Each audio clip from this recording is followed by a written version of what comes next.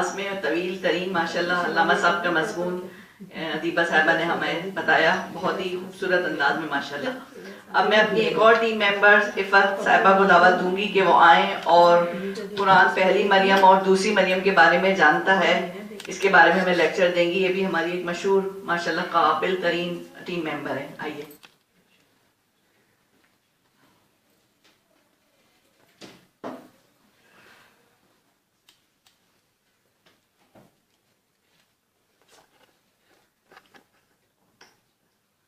اعوذ باللہ السمیع العلیم من الشیطان الرجیم من ہمزہ ونفخہ ونفثہ بسم اللہ الرحمن الرحیم.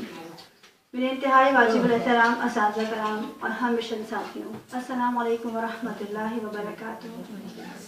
رب کائنات کا ہر شکر کہ اس نے آج ہمیں پھر یہاں آنے کی تمام تر سہولیات عطا فرمائی، چاہے وہ موسم و حالات کے حوالے سے ہو، طبیعت کے حوالے سے ہو، یا پھر گھر والوں کی رضا کی صورت میں، جس قدر ہم شکر ادا کریں کم ہے. ربی اعنی علی ذکرک و شکرک و حسن عبادتک. یقیناً نبی کریم صلی اللہ علیہ وآلہ وسلم پر درود و سلام بھیجے بغیر ہماری کوئی بھی کلاس، کوئی بھی ٹریننگ، کوئی بھی درس نہ باعث رحمت ہے نہ باعث برکت. اللہم صلی علی محمد وعلی آل محمد کما صلیت علی ابراہیم وعلی آل ابراہیم انک حمید مجید. اللہم بارک علی محمد وعلی آل محمد کما بارکت علی ابراہیم وعلی آل ابراہیم انک حمید مجید. میں بہت شکر ادا کرتی ہوں اللہ کا کہ مجھ کم علم اور کم فہم کو علامہ الیاس ستار صاحب اور ڈاکٹر عامر عبداللہ محمدی سے ان نادر اور قیمتی موضوعات کو سیکھنے کا اور یہاں آ کر بار بار آ کر ڈسکس کرنے کا موقع مل رہا ہے. تو کیا صرف الفاظ کی ادائیگی تک ہی شکر ادا ہوتا رہے گا؟ نہیں، بلکہ یہ پلان از خود کرنا ہوگا. ہمیں اپنا خودکار نظام چلانا ہوگا. ان ویژن امیجز پر ہمیں فوکس کرنا ہوگا، کیونکہ اس پرفتن دور میں ہر ایک ہی حق کا نعرہ لگا رہا ہے، اور میں اس دعا کے سہارے آگے بڑھتی رہوں گی. اللہم ارنا الحق حقا وارزقنا اتباعہ وارنا الباطل باطلا وارزقنا اجتنابہ. علامہ صاحب کے ذریعے اللہ ان باتوں کا ادراک ہوا. ہم نے اس کے لیے کوئی نہ محنت کی، نہ ہمیں تگ و دو کرنی پڑی. ہمارے ہاتھوں میں پمفلٹ پکڑا دیے گئے. تو اس کا حق ہم ایسے ادا کر سکتے ہیں کہ بہت احسن انداز کے ساتھ اپنی تمام تر صلاحیتوں کو بروئے لا کر محبت اور محنت کے ساتھ لوگوں کو ان ڈسپیوٹ ڈسکشنز کو سامنے لانا ہوگا. ہاں، بس تنقید کے راستے سے بچنا ہوگا کہ تنقید علم والوں کا شیوا نہیں. محبت کو عام کرنا ہے تو محبت کے ساتھ، علم کو عام کرنا ہے تو محبت کے ساتھ. کیونکہ ہم تنقید کریں گے تو لوگ ہم سے دور بھاگیں گے، تو قریب کیسے آئیں گے؟ قریب لانا ہوگا تو ہمیں اپنے انداز گفتگو کو بدلنا ہوگا. مختصر یہ کہ ہم اعلان کرتے ہیں کہ ہم علم، محبت اور دوستی کا علم لیے آپ کے دروازے تک آئے ہیں. تنقید ہمارا راستہ نہیں. محبت ہی میٹھا جام ہے جو روح کی گہرائیوں تک اتر کر اثر دکھاتا ہے. ہمیں اپنے گفتگو میں مٹھاس پیدا کرنی ہوگی. ہمیں لوگوں کو اس پیغام کو سمجھانا ہوگا. ہمیں اپنے انداز و کردار میں دین نافذ کرنا ہوگا. اپنے اخلاق کو نبی کریم صلی اللہ علیہ وآلہ وسلم کے اخلاق جیسے بنانے ہوں گے. جبھی وہ دشمن ہمارے قریب بھی آئے گا، دین کو فائدہ بھی پہنچے گا اور دین کو سمجھنے کی کوشش بھی کرے گا. آئیے نبی کریم صلی اللہ علیہ وآلہ وسلم کی اخلاق کے البم سے ایک البم میں اٹھاتی ہوں. اس میں سے ایک تصویر میں اٹھاتی ہوں کہ تاکہ ہم سب کی ایک ریویو ہو جائے.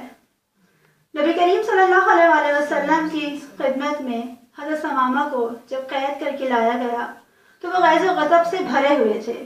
نبی کریم صلی اللہ علیہ وآلہ وسلم اپنے حسین جبین پر خوبصورت تبسم کے ساتھ بار بار فرماتے، ثمامہ ایک نظر دیکھ تو لے.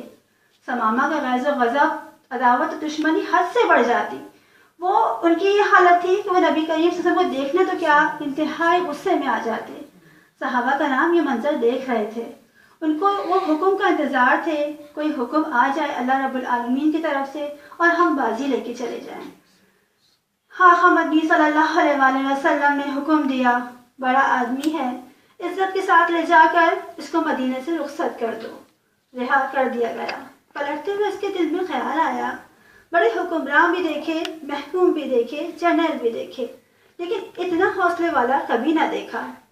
اس کے چہرے کو دیکھوں تو ہے کیسا، پھر کیا تھا ایک نگاہ پہ ٹھہرا ہے فیصلہ دل کا، پھر کیا تھا ثمامہ کہتے ہیں قدم آگے کی طرف بڑھ رہے تھے اور دل پیچھے کی طرف بھاگ رہا تھا۔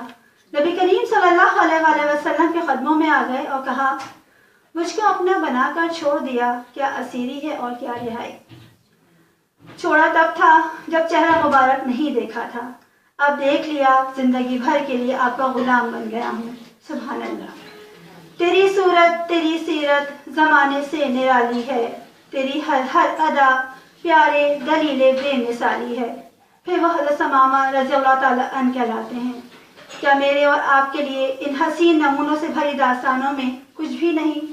ہمیں دین کے لیے اپنے آپ کو بدلنا ہوگا، ہمیں اس انداز کو اپنے انداز میں جذب کرنا ہوگا تاکہ ہمیں اصل کامیابی مل سکے کہ دین پوری دنیا میں نافذ ہونے کے لیے آیا ہے۔ ہم سب کو رول ماڈل بننا ہوگا۔ اسی اخلاق کے تناظر میں علامہ صاحب کے ایک موضوع جو کہ قرآن کریم پہلی اور دوسری مریم کے بارے میں کنفیوز نہیں ہے، اس چیز کو آج میں ڈسکس کرنے کا مجھے موقع مل رہا ہے۔ ہر دور میں حق اور باطل کے خلاف درمیان جنگ چلتی رہی ہے۔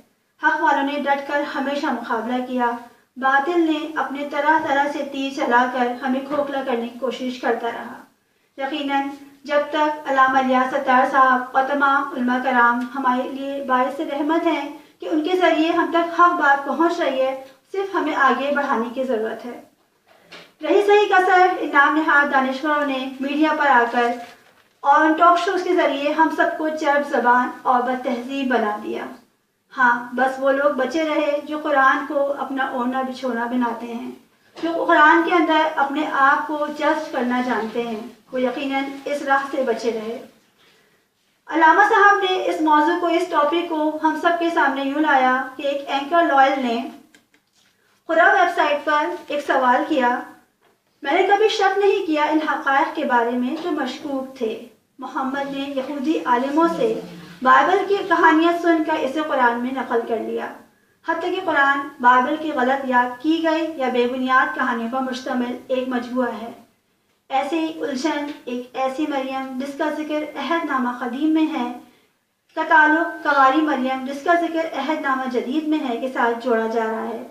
ان دو الگ الگ شخصیات کے مجموعے کو ایک ہی نام سے ذکر کیا گیا ہے، اسی وجہ سے قرآن میں کہا گیا کہ عیسیٰ مسیح کی ماں ہارون کی بہن ہے۔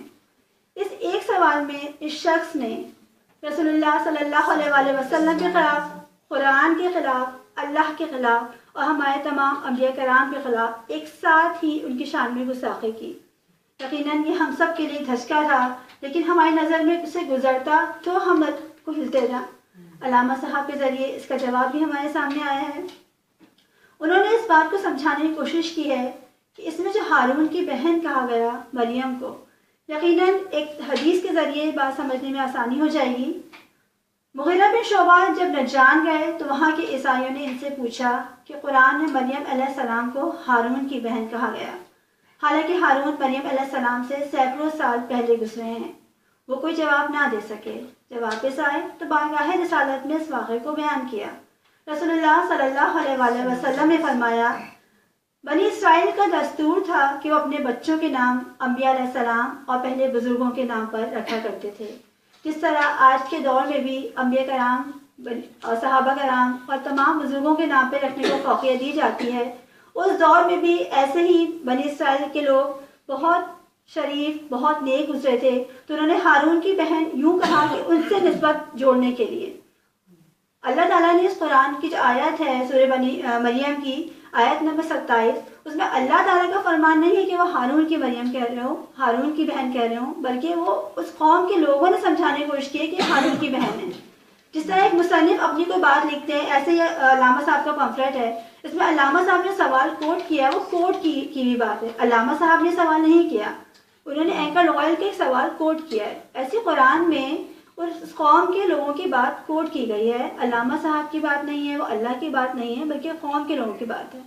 یہ چیز سمجھانے کی کوشش کی گئی اور لوگوں تک لانے کے لیے ہمیں جو ہاتھ میں دیے گئے ہیں اس کو بہتر انداز میں سمجھانے کے لیے ہماری کوشش رہے گی انشاءاللہ تعالیٰ۔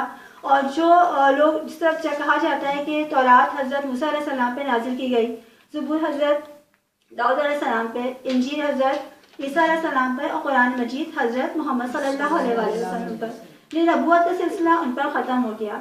تو حضرت موسیٰ علیہ السلام سے رسول اللہ صلی اللہ علیہ وآلہ وسلم تک کا جو عرصہ گزرا ہے وہ ایک ہی سال کا وقفہ نہیں ہے، یہ سینکڑوں سال پہ محیط عرصہ گزرا ہے. ایسا نہیں کہ یہ ایک کے بعد ایک گریجولی اتر گئے ہیں، لیکن بہت لمبے ٹائم کے بعد ہی حضرت عیسیٰ علیہ السلام پہ آئے، اور سینکڑوں سال کا وقفہ ہے ان دونوں کے درمیان. تو یہ چیز سمجھانے کی کوشش کی گئی ہے. اللہ کرے مجھے بھی وہ طریقہ آ جائے سمجھانے کا کہ لوگوں کو سمجھا سکوں. وما علینا الا البلاغ.